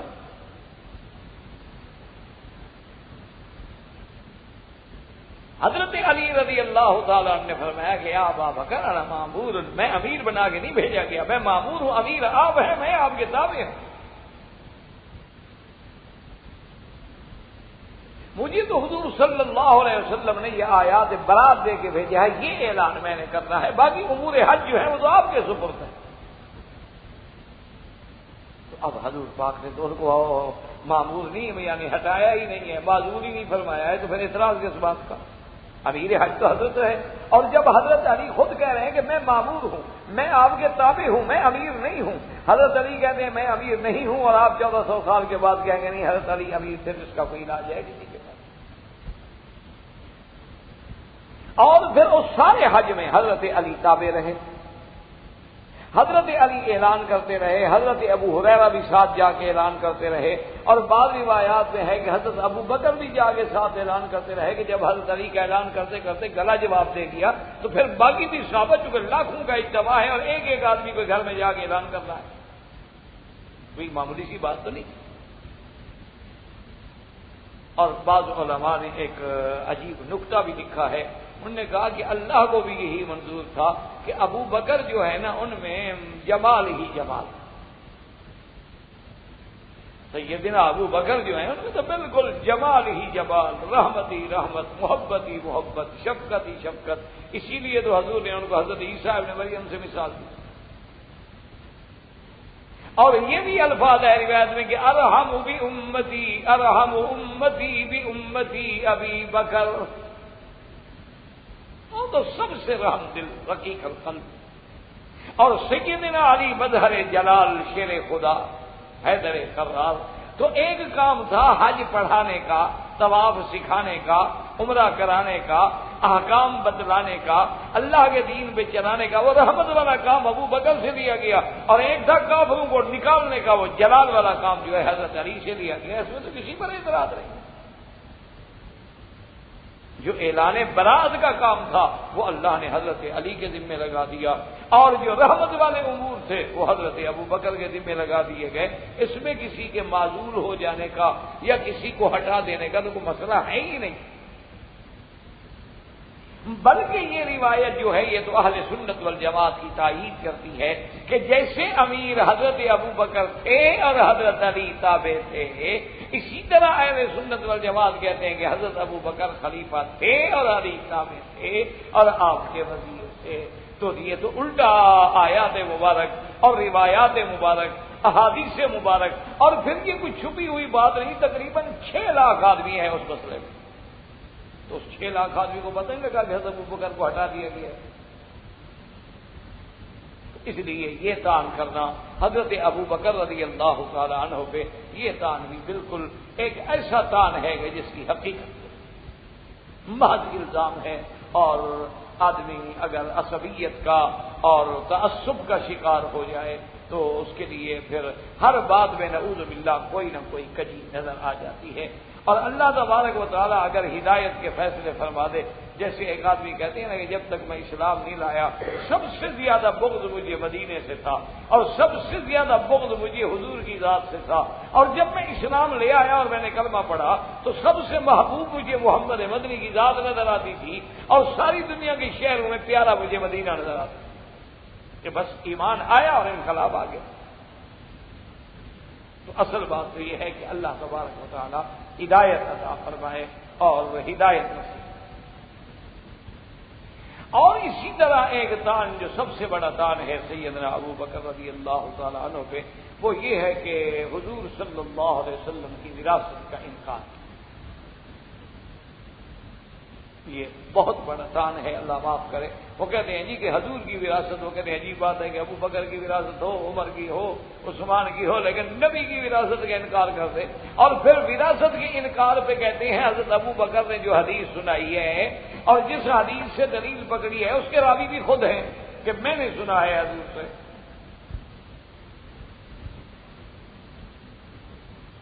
تو یہ بھی ایک بہت بڑا اعتراض ہے جو شان ابو بکر رضی اللہ تعالیٰ عنہ پہ کیا جاتا ہے کہ دیکھو جی حضرت ابو بکر نے ایک تو یعنی میراث رسول کا انکار کر دیا کہ حضور کا میراث کوئی نہیں، اور دوسری بات یہ ہے کہ قرآن کی مخالفت کی۔ قرآن کہتا ہے یوصیکم اللہ فی اولادکم للذکر مثل حظ الانثیین۔ اللہ قرآن میں دو حصے ہیں، لڑکی کا ایک حصہ ہے جو سب کے لیے ہے، کسی ایک کے لیے تو نہیں ہے، تو پوری تو اللہ کی ساری مخلوق کے لیے ہے، تمام ایمان والوں کے۔ اور اسی طرح قرآن کہتا ہے وَوَارِثَ سُلَيْمَانُ داؤد، حضرت سلیمان حضرت داؤد پیغمبر کے وارث بنے۔ اور اسی طرح پیغمبر نے دعا مانگی حبلی من لدنک ولیا یرثنی ویرث من آل یعقوب۔ حضرت زکریا علیہ السلام نے دعا مانگی کہ یا اللہ مجھے اپنا اولاد عطا فرما جو میرا وارث بنے اور آل یعقوب کا وارث بنے۔ وہ کہتے ہیں جب قرآن میں میراث موجود ہے کہ داؤد سلیمان علیہ السلام داؤد کے وارث ہیں، اور حضرت زکریا خود دعا مانگ رہے ہیں کہ میرا اور آل یعقوب کا وارث پیدا ہو، اور اللہ کا قرآن بھی حکم دے رہا ہے کہ یوصیکم اللہ فی اولادکم للذکر مثل حظ الانثیین۔ قرآن میں باقاعدہ آیت الموارث موجود ہے، اور حضرت عمر نے کہہ دیا کہ نہیں، اللہ کے نبی کا کوئی میراث نہیں۔ اور میراث نہ ہونے پر جو حدیث پیش کی کہ حضور صلی اللہ علیہ وسلم نے فرمایا کہ نحن معاشر الانبیاء، ہم جتنے نبی ہیں، لا نورث دینارا ولا درہما، ہم کوئی دینار درہم کے وارث نہیں ہوتے، میراث نہیں چھوڑتے۔ انما ترکناہ فہو صدقۃ، جو ہم نے چھوڑا ہے وہ اللہ کے راستے میں صدقہ ہے، خیرات ہے۔ وہ کہتے ہیں کہ حضرت صدیق فرماتے ہیں یہ حدیث میں نے خود سنی ہے، تو بس آپ نے سنی ہے اور کسی صحابی نے تو سنی نہیں، تو اپنی اس روایت پر عمل کرتے ہوئے اس کو دلیل بنا لیا، اور قرآن کی بھی مخالفت کر دی اور حضور کے میراث کو بھی ختم کر دیا، اور بی بی فاطمہ الزہرا پکڑ تم اپنے باپ کے وارث بنو، لیکن افسوس ہے کہ میں نبی محمد مصطفیٰ کی وارث نہ بنوں۔ تو یہ بھی ایک بہت بڑا دان ہے جو سیدنا ابی بکر رضی اللہ تعالی عنہ کی شان پہ کیا جاتا ہے۔ سب سے پہلی بات تو یہ سمجھے میرے عزیز کہ یہ کہنا کہ یہ روایت صرف سیدنا ابو بکر نے سنی ہے اور کسی صحابی نے نہیں سنی، اور اپنی سنی ہوئی بات پہ انہوں نے عمل کر لیا ہے، یہ بالکل غلط ہے۔ بلکہ اس حدیث کے راوی صرف حضرت ابو بکر نہیں، حذیفہ بن الیمان ہیں، حضرت ابو الدرداء ہیں، حضرت ابی ہریرہ ہیں، اور خود حضرت علی ہیں، حضرت عباس ہیں، حضرت عثمان ہیں، عبد الرحمن ابن عوف ہیں، اور سعد ابن وقاص، یہ تمام صحابی اس حدیث کے راوی۔ تو پھر اکیلے ابو بکر کیسے راوی رہے؟ یعنی آپ اندازہ کریں جس حدیث کا راوی خود حضرت علی ہو، اس کے بعد اعتراض کرنا جو ہے اس سے بڑی کوئی جہالت ہے۔ اچھا پھر چلو ہماری بات بھی اگر آپ نہ مانیں تو شیعہ حضرات کی ایک بہت بڑی معتبر کتاب ہے جس کا نام ہے کافی، اور اس پہ ایک ان کے امام کی طرف سے یعنی گویا کہ مہر لگ گئی ہے کہ ہادہ کافر لشیعتنا، کہ ہمارے جو جماعت ہے ان کے لیے ہماری یہ کتاب کافی ہے، کافی ہے۔ اور اسی طرح کلینی ہے، یہ بڑی کتابیں ہیں، جیسے ہمارے یہاں سیاست ہے ان کی یہ بڑی کتابیں ہیں، یہ کوئی عام رسائل نہیں۔ اس میں خود جناب انہوں نے نقل کی ہے روایت ابی بختری سے، اور ابی بختری روایت کرتے ہیں ابی عبداللہ جعفر بن صادق رضی اللہ تعالی عنہ سے کہ انہوں نے خود روایت کی ہے، کتاب شیعہ کی ہے، روایت امام معصوم سے ہے، ان کے نزدیک امام معصوم ہے ابی جعفر محمد صادق علیہ السلام، ان کی کتابوں میں باقاعدہ یہ روایت ہے، اور کتاب کافی ہے، روایت ابو البختری نے کی ہے، اور اس نے روایت کی امام معصوم سے، اور امام معصوم یہ کہتی ہیں کہ ان الانبیاء لم یورثوا دینارا ولا درہما، تمام انبیاء کا میراث دولت نہیں ہوتی، نہ دینار ولا درہم، انہم یرثون الاحادیث من احادیثہم، بلکہ وہ لوگ انبیاء کے علم میں سے وراثت حاصل کرتے ہیں۔ تو اب یہ روایت تو خود یعنی امام معصوم کی روایت ہے، اور کتاب بھی ان حضرات کی ہے، ہماری کتاب بھی نہیں ہے، ہماری کتاب ہو تو چلو الگ بات ہے، لیکن یہ تو ان کی اپنی کتاب میں روایت موجود ہے کہ انبیاء کا میراث دولت دنیا نہیں ہوتی، دولت اور دنیا نہیں ہوتی، بلکہ انبیاء کا میراث کیا ہوتا ہے؟ احادیث من احادیثہم، یعنی ان کے علم سے میراث حاصل کرتے ہیں۔ یہ حضرت ابی عبداللہ محمد بن جعفر صادق علیہ السلام کی اپنی روایت موجود ہے امام معصوم۔ اور اسی طرح یاد رکھیں کہ امام بخاری رحمۃ اللہ علیہ نے مالک بن اوس بن حدثان النصری، ان سے انہوں نے روایت نقل کی ہے کہ ان عمر رضی اللہ تعالی عنہ بمحضر من الصحابہ، حضرت عمر رضی اللہ تعالی عنہ اپنے دور میں جماعت صحابہ کے اندر بیٹھے تھے، اور اس جماعت صحابہ میں حضرت علی بھی تھے، حضرت عباس بھی تھے، حضرت عثمان بھی تھے، حذیفہ بن الیمان بھی تھے، سعد بن وقاص بھی تھے، یہ بڑے بڑے صحابہ موجود ہیں۔ تو حضرت عمر نے کہا، اور کہا بھی قسم دے کر کے، انشدکم باللہ، میں تم سب کو اللہ کی قسم دے کے پوچھتا ہوں، کیا حضور کا یہ فرمان کہ انا معشر الانبیاء لا نرث دینارا ولا درہما انما ترکناہ فہو صدقۃ، کہ ہم انبیاء کا کوئی میراث نہیں ہوتا دولت دنیا درہم دینار، بلکہ انبیاء کا میراث علم ہوتا ہے۔ کیا یہ حدیث ہے؟ حضرت عمر قسم دے کے تمام صحابہ کو پوچھ رہے ہیں، اور ان میں حضرت علی بیٹھے ہوئے ہیں، حضرت عباس بھی بیٹھے ہوئے، تو تمام صحابہ نے کہا اللہم نعم، انہوں نے کہا حضرت عمر بالکل حدیث ہے۔ جب ان سے پوچھ لیا حضرت اپنا علی رضی اللہ حضرت عمر نے، تو اس کے بعد اب مخاطب ہوئے حضرت علی عباس کو، اور فرمایا انشدکما باللہ، کہ علی عباس میں تم دونوں کو اللہ کی قسم دیتا ہوں، کیا تم یہ دونوں مانتے ہو کہ یہ حدیث ہے حضور کی؟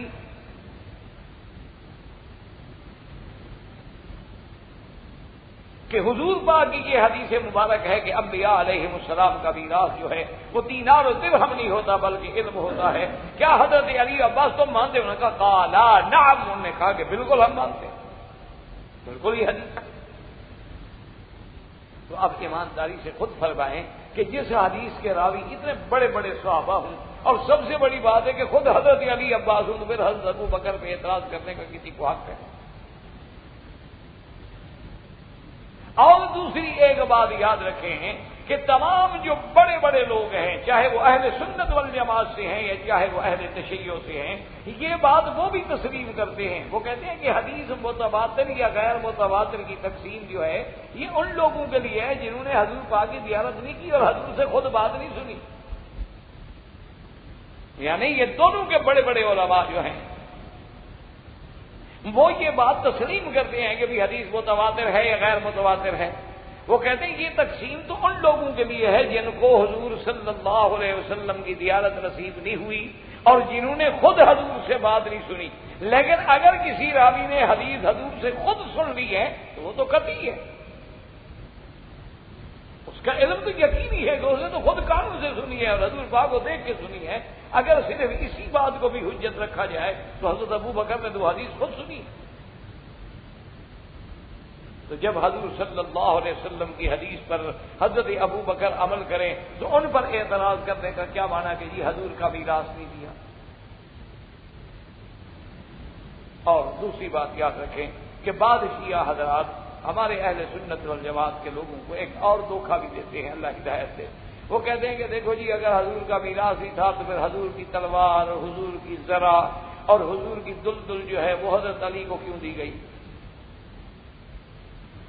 اور یہ کہتے ہیں کتاب اہل سنت میں بھی موجود ہے کہ یہ چیزیں حضرت علی کو دی گئی. وہ کہتے ہیں کہ جب حضور کا میراث تو تھا نہیں تو پھر یہ چیزیں جو ہے حضور پاک کی تلوار ہے اور حضور پاک کی ذرا ہے اور اس کے بعد حضور کی سواری ہے، دلدل ہے، خچر ہے آپ کا، وہ سواری ہے، یہ سب حضرت علی کو دی گئی ہیں. تو جب میراث نہیں تھا تو یہ کیوں دی گئی؟ تو اس کا مطلب یہ ہے کہ نعوذ باللہ صحابہ نے چھوٹی موٹی غیر قیمتی چیزیں جو تھیں وہ تو حضرت علی کو دے دی، لیکن جو قیمتی مال تھا وہ نہیں دیا. اور اگر آپ ٹھنڈے دل سے سوچیں ایک منٹ کے لیے، یہی روایت ہم مان لیں، ان چیزوں کا حضرت علی کو دینا جو ہے یہی تو دلیل ہے کہ حضور کا میراث نہیں سمجھ آ رہی بات؟ یہی تو ہماری دلیل ہے سب سے بڑی کہ اگر یہ چیزیں حضور کا میراث تھی تو بی بی فاطمہ کو دی جاتی، حضرت علی کو کیوں دی جاتی؟ حضرت علی تو وارث نہیں ہے حضور کے. حضرت علی میراث کیسے لیتے ہیں حضور صلی اللہ علیہ وسلم کا؟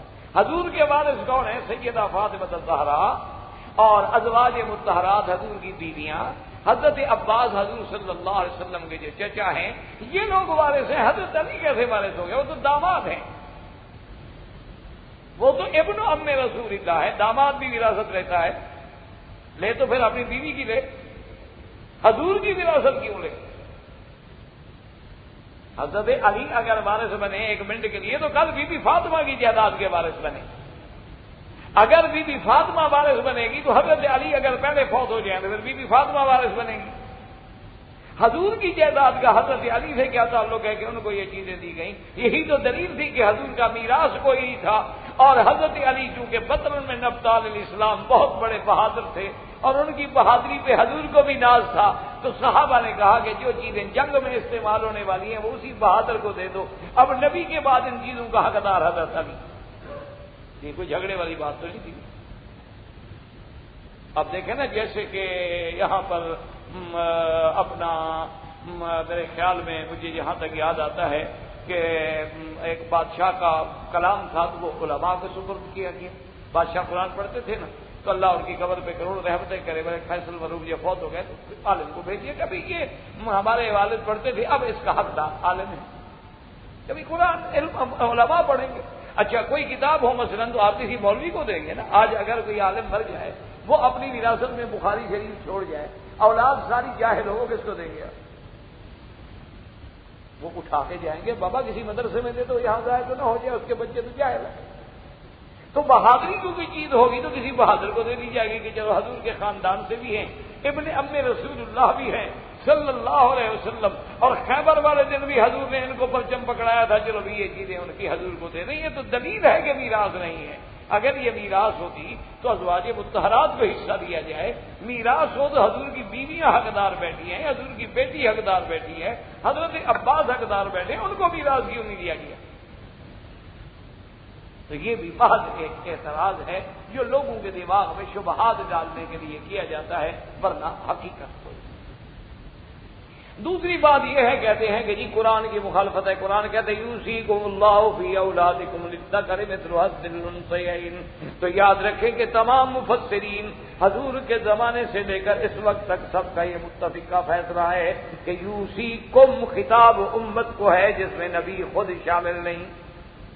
اللہ نے فرمایا اللہ تم لوگوں کو حکم دیتا ہے، نبی کی زبان سے حکم دیا جا رہا ہے، نبی خود اس میں شامل نہیں ہے اس حکم. تو بہت ساری ایسی باتیں ہوتی ہیں کہ اللہ کے نبی کا نام ہوتا ہے لیکن نبی شامل نہیں ہوتے. یا ایھا النبی اذا طلقتم النساء، خطاب نبی کو ہے. جب عورتوں کو تم طلاق دو، حکم جو ہے وہ امت کو ہے. حضور نے تو کوئی طلاق دی ہی نہیں، نہ حضور صلی اللہ علیہ وسلم کو بیویوں کو طلاق دینے کا حکم دیا گیا. حالانکہ پہلے لفظ ہے کہ یا ایھا النبی، تو اللہ حکم نبی کو دیتے ہیں، مراد امت ہوتی ہے. اور یہاں تو بالکل صیغہ ہی جمع کا ہے کہ یوصیکم اللہ فی اولادکم للذکر مثل حظ الانثیین. تو یہ خطاب امت کے لیے ہے. اس خطاب میں حضور صلی اللہ علیہ وسلم کی ذات شامل نہیں. اور شامل کیوں نہیں کہ حضور کی اپنی حدیث موجود ہے اس کی تخصیص کے لیے کہ نحن معاشر الانبیاء، کہ جتنے نبی گزرے ہیں ان کا کوئی دنیا وارث نہیں ہوتی بلکہ ان کا میراث علم ہوتا ہے. اچھا، اب دوسری آیت آ گئی کہ وارث سلیمان داؤد، کہ سلیمان داؤد کے وارث بنے ہیں.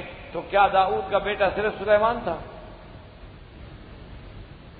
نہ حضرت داؤد علیہ السلام کا کیا خیال ہے آپ کو؟ صرف ایک بیٹا تھا سلیمان بس، باقی بیٹے کہاں گئے؟ یہ اچھا بھی راز ہے کہ ایک بیٹے کو اللہ دے دیں باقی سب کو معلوم کر دیں. تو معلوم یہ ہوا کہ داؤد کا علم اور نبوت کا جو مقام ہے وہ صرف سلیمان کو ملا ہے، باقی اولاد کو نہیں ملا. تو یہاں اسی ورثے کا ذکر ہے، نہ کہ دولت والے ورثے کا. اسی لیے آگے موجود ہے قالوا یا ایھا الناس علمنا منطق الطیر، کہ لوگوں اللہ نے ہمیں پرندوں کی بولیاں بھی سکھائی ہیں. تو اس سے مراد علم کی وراثت ہے، نہ کہ مال کی وراثت ہے. اگر مال کی وراثت ہوتی تو حضرت داؤد کے باقی بیٹے کہاں گئے؟ حضرت داؤد کی تو بہت بڑی اولاد ہے. حضرت داؤد علیہ السلام کی تو بڑی اولاد ہے. آپ کی تو بے انتہا بیویاں ہیں. تو باقی اولاد کہاں گئی؟ بیویاں کہاں گئی حضرت داؤد کی؟ تو یہ بھی دلیل ہے کہ میراث سے مراد میراث علم ہے، نہ کہ میراث سے مراد میراث مال. اچھا، اسی طرح دعا جو ہے حضرت زکریا علیہ السلام کی کہ یارثنی و یارث من آل یعقوب. اب حضرت یعقوب اور حضرت زکریا کے درمیان 1000 سال کا فاصلہ ہے اور کروڑوں مخلوق ہے، وہ سب وارث ہیں. آل یعقوب ساری وارث ہے. صاف ظاہر ہے کہ مراد اللہ سے دعا مانگ رہے ہیں کہ میرا مولا مجھے اولاد عطا فرما جو کل میرے علم کی وارث بنے، تاکہ اس علم کو باقی رکھ سکے اور دنیا کی ہدایت کا کام کر سکے. یہ معنی نہیں کہ میری جائیداد کی وارث بنے اور پھر حضرت کی جائیداد پورے آل یعقوب یعنی بنی اسرائیل پہ آپ تقسیم کریں گے لاکھوں میں. تو صاف ظاہر ہے کہ یہ آیات جو ہیں یہ بھی دلالت کرتی ہیں کہ اس کا تعلق بھی میراث سے نہیں. اچھا، اسی دان میں ایک اور دان کرتے ہیں، کہتے ہیں اچھا جی خیر یہ تو ثابت ہو گیا کہ میراث سے نہیں ہے، لیکن حضرت ابو بکر نے حضرت بی بی فاطمہ الزہرا کو فدق تو نہیں دیا نا. اور فدق جو تھا وہ تو حضور صلی اللہ علیہ وسلم نے بی بی فاطمہ کو دیا تھا اور حضرت پاک نے نہیں دیا. حضور صلی اللہ علیہ وسلم کی وصیت بھی تھی. اور پھر بی بی صاحبہ نے فدق مانگا بھی تو ابو بکر رضی اللہ تعالیٰ نے نہیں دیا، جس کا نتیجہ یہ نکلا کہ بی بی ناراض ہو گئی. اور وہ کہتے ہیں حضور کی حدیث ہے، آپ نے فرمایا کہ من اغضبها فقد اغضبنی ومن آذاها فقد آذانی. جس نے بی بی فاطمہ کو رنج پہنچایا اس نے محمد مصطفیٰ کو رنج پہنچایا، اور جس نے بی بی کو ناراض کیا اس نے اللہ کے نبی محمد مصطفیٰ کو ناراض کیا. تو کہتے ہیں جب بی بی ناراض ہو گئی، اور صحیح کہتے ہیں آپ کی کتابوں میں سیاق کی کتابوں میں بھی موجود ہے کہ فغضبت فلم تتکلم، بی بی اتنی ناراض ہو گئی کہ پھر اس نے حضرت ابو بکر سے بات بھی نہیں کی. اور بلکہ کہتے ہیں اہل سنت کی ایک روایت میں یہ بھی موجود ہے فغضبت فلم تتکلم حتی ماتت، کہ بی بی صاحبہ ناراض ہو گئیں، حضرت ابو بکر سے کلام نہ کیا حتیٰ کہ فوت ہو گئیں. تو کہتے ہیں جس پہ بی بی ناراض ہو گئی نبی ناراض ہو گیا، اور جس پہ نبی ناراض ہو گیا خدا ناراض ہو گیا. تو ایسا بندہ خلیفہ کیسے بن گیا؟ تو انہوں نے ایک اعتراض سیدنا ابو بکر صدیق رضی اللہ تعالی عنہ پہ یہ بھی کیا.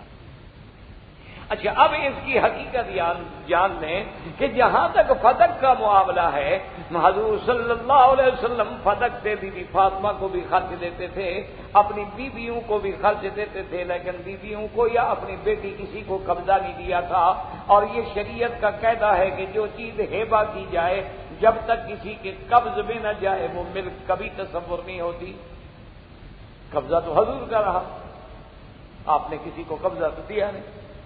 اچھا، اب بیوی صاحبہ مانگنے کے لیے آئی، اس میں کوئی شک نہیں کہ انہوں نے حضرت ابو بکر سے مانگا، تو حضرت ابو بکر نے بھی یہی جواب دیا کہ اماں، مجھے تو اپنا سارا مال میں نے زندگی میں حضور پہ قربان کر دیا ہے، تو میں کیسے فدیہ روک سکتا ہوں؟ میں نے تو اپنا گھر، مال، جان، تن سب کچھ حضور پہ لٹا دیا ہے، اور اب بھی مجھے حضور کے رشتہ دار جو ہیں اپنی اولاد سے بھی زیادہ عزیز ہیں، میں کیسے روک سکتا ہوں؟ لیکن جو چیز اللہ کے نبی نے آپ کو نہیں دی وہ میں نہیں دے سکتا۔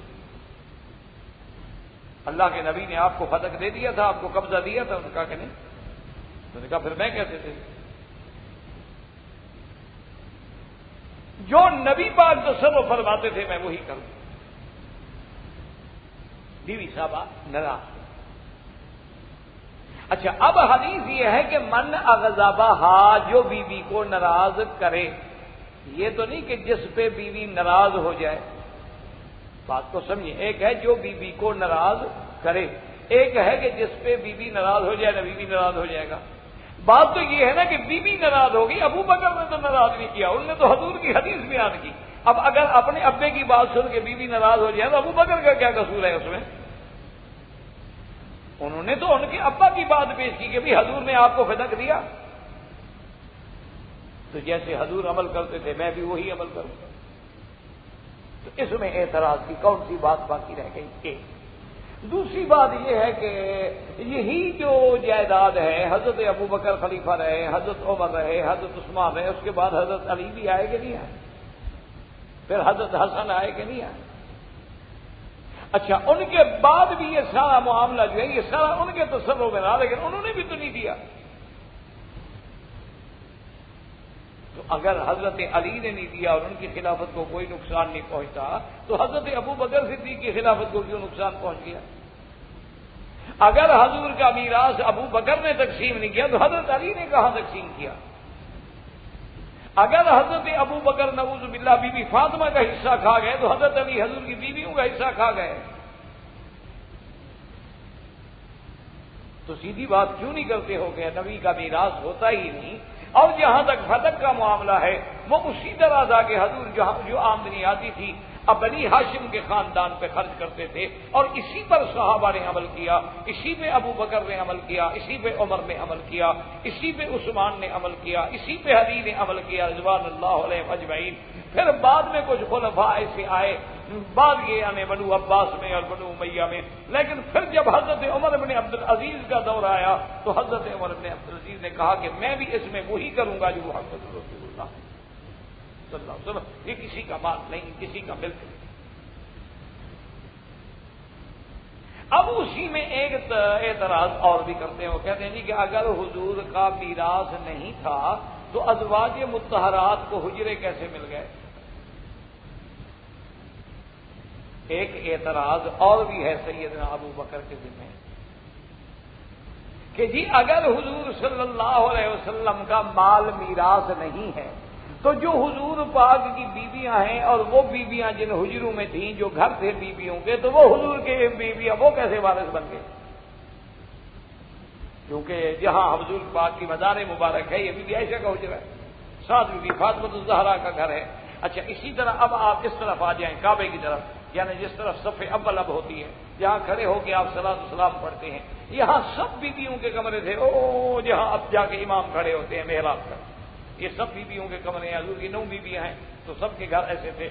بعد میں پھر حضرت عثمان نے ان سے لے کر مسجد کو بڑھایا، ورنہ یہ سارے حجرے جو ہیں بیویوں۔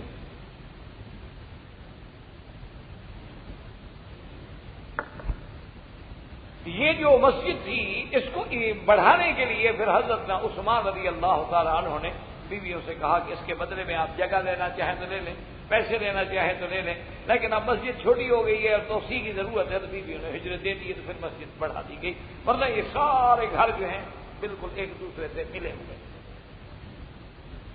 تو اب بات یہ ہے کہ میراث جو ہے وہ تو موت کے بعد ہوتی ہے نا، حیات میں تو میراث نہیں ہوتی، بندہ زندہ ہے مرے گا تو وارث وہ آئیں گے نا، تو وہ تو اللہ کے نبی نے اپنی زندگی میں بنا کے بیویوں کے ملک ہی کر دیے تھے، وہ تو تھے ہی بیویوں کے، میراث کا کیا مطلب ہے؟ اسی لیے قرآن کہتا ہے وَقَرْنَ فِي بُيُوتِكُنَّ وَلَا تَبَرَّجْنَ تَبَرُّجَ الْجَاهِلِيَّةِ الْأُولَىٰ، اللہ کی نبی کی بیویوں اپنے گھروں میں رہو، یہ نہیں کہا کہ بیت الرسول نبی کے گھروں میں رہو، کہا بیوتکنہ، یہ تو تمہارے گھر ہیں، نبی نے بنا کے تمہیں دے دیے، تو جب نبی بنا کے ہبہ کر کے قبض بھی دے دے وہ تو ان کے ملک ہو گیا، میراث کا تو مسئلہ ہی نہیں ہے۔ احباب کرام، اس کے بعد اب آپ اس مبارک سلسلے کی CD نمبر 13 سماعت فرمائیں۔